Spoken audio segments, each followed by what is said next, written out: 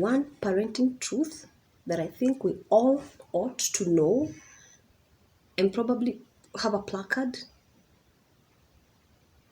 as we go around is loving your child as they are instead of trying to force them into who you think they should be. When I started child and adolescent therapy, I got to understand that one of the reasons why we kind of push our children to fit into certain boxes, to fit into certain cocoons and behave in certain ways is because we have certain expectations of the kind of child you're supposed to have. Remember, you have the ideal picture in your head, but you also have the child in reality. You have the ideal situation and you have the real child in your house. And if you're not careful to embrace your child, the child that you have at home, and accept them as they are and understand their needs so you can meet them and fulfill their needs so that they can grow into fully functioning human beings. You're going to force your child to conform. You're going to force your child to shrink. You're going to force your child to fit into this cocoon that fits your description of a perfect child. This is something that we need to emphasize on more often because a lot of children are being forced to conform, to shrink, to be seen and not to be heard. They are forced to let go of their authentic selves. They are forced to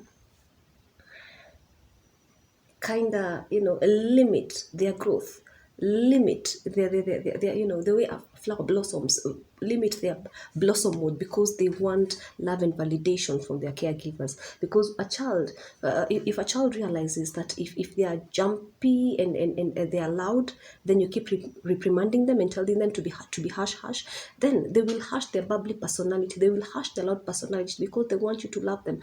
If a child gets to understand that the only way that you love them is if they become peacemakers in the family, that is exactly the kind of person they will be.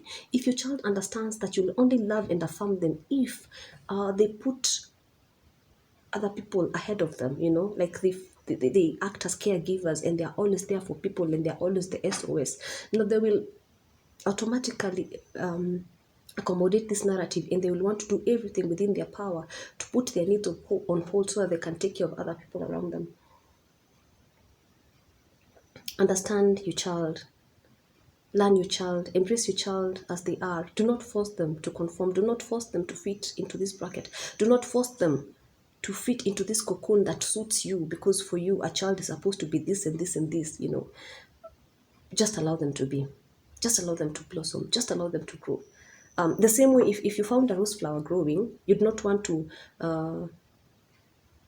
force it to become a hydrangea. You understand? You'd want to nurture the rose. You'd want to prune and make sure that everything is okay. You will not try to force it to become a hydrangea or a geranium or whatever kind of flower that you can think about. So even your child, imagine your child is a flower and you want to nurture that flower. You want to embrace that flower. You want to love that flower. You want to do everything possible so that the flower can grow big and healthy and produce beautiful fruit, beautiful flowers. Yeah. So your child is that flower. Nurture them, embrace them. Take care of the environment. Take care of them, love them unconditionally. Let them know that they are enough. Let them know that they don't have to seek love and validation from elsewhere because they are enough. Make them understand, that they are unique. Make them learn about their gifts and abilities. Just make them feel special. Make them know that they are enough, that they are one in a million. Let me know what you think. Thank you for being here. Bye-bye.